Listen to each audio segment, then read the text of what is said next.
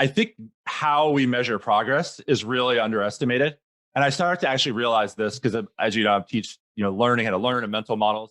And a lot of the things that, as one advances, are the highest leverage, feel like you're wasting time.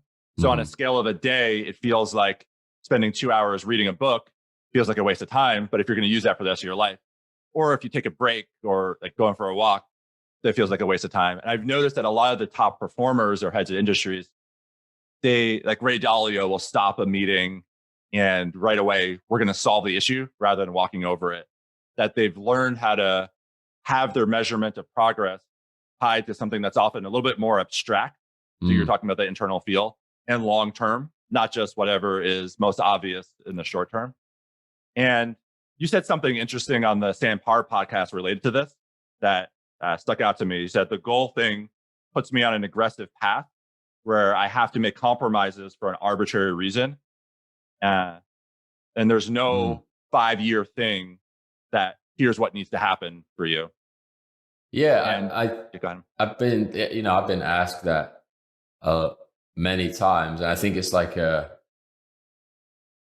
it's kind of almost the antithesis of how this project started and how it kept going. Like the reason it started was like backed out of a lifestyle goal. It was like, I'm burning out. I need to fix something. Like, let's do, let's narrow our focus and try and like really dial in the type of people we work with and the type of work that we do. And that, led me to another set of circumstances, which I asked another question. It's like, okay, we're still doing service stuff now.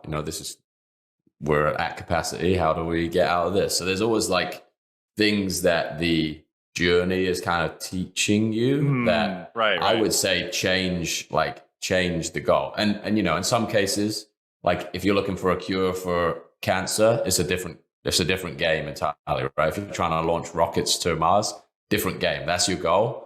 This this project has a combination of figure out how to balance like producing things that really move the needle in people's lives, but also like figure out how to optimize the business against like a decent lifestyle in the process. So it's like setting a goal any further than a couple of months, or setting a goal that's like you say, like some arbitrary number. It doesn't really make a ton of sense to do that. Like if you had investors, if you had like things to hit because you have external pressure telling you to hit them, then I think some people operate well. I think I operate well under those circumstances, but I don't know if I would drive the business in a direction where I would enjoy it in the same way as I do now. Right.